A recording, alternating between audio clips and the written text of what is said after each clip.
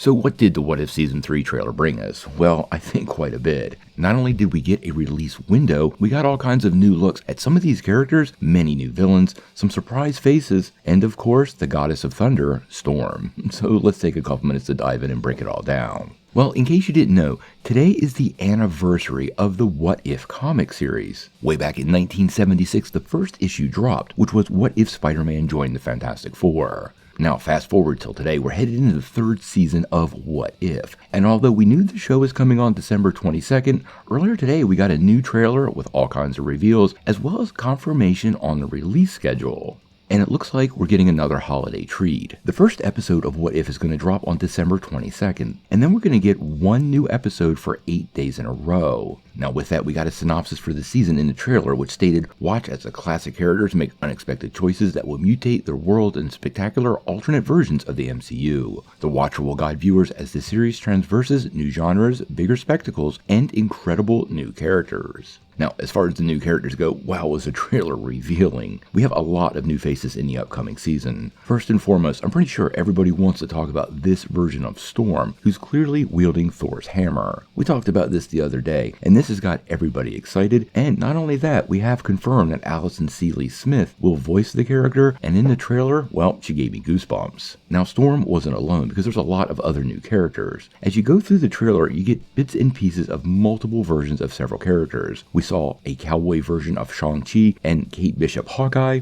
We saw the Red Guardian and Winter Soldier teaming up, Agatha Harkness with the Eternals, and of course Moon Knight and White Vision. Now, one of the big parts of the trailer seems to be a mech-inspired Avenger, which to me seems like multiple robots forming into one, aka Voltron, using the power of the 10 rings to create an Avenger assembled, which honestly, this episode should be pretty great and is clearly drawing a lot of inspiration from anime. Now, we knew we were going to get some original characters in this season just like the previous two. And the first season we got Captain Carter, and the second season we met Kahori. And in the third season we're getting a new character called Birdie.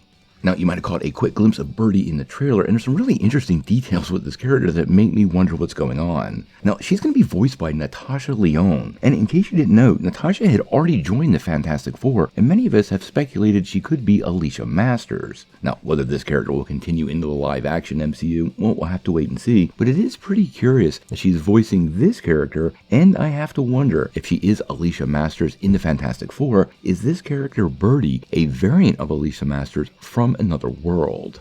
Now, with all these new heroes, there are also some pretty interesting villain teases here. I don't know if you guys caught Mysterio in that really quick glimpse. We also have what many people believe is Molecule Man, along with Thanos and Caecilius from the first Doctor Strange movie. So it looks like Marvel is not holding back, bringing in some of the more villainous characters that have come and gone over the years. Now, there's still no word on who's voicing some of these additional villains. It would be pretty cool if Jake Gyllenhaal or Mads Mikkelsen came back to voice their prospective baddies, but if I'm a betting man, I'm pretty much figuring that's not going to happen.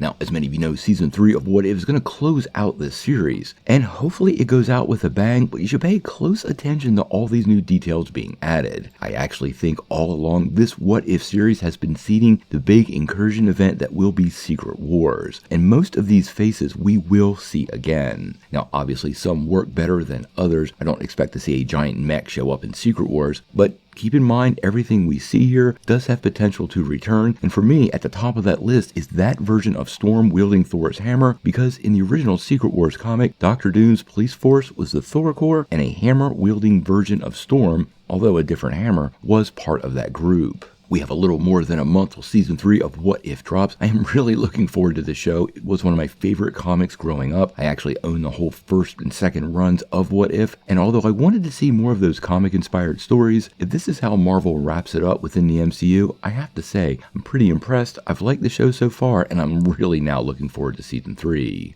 What do you guys think? Did you spot one of your favorite characters in the Season 3 trailer of What If? And do you think this series has secretly been seeding Secret Wars all along? Tell me what you think in the comments below.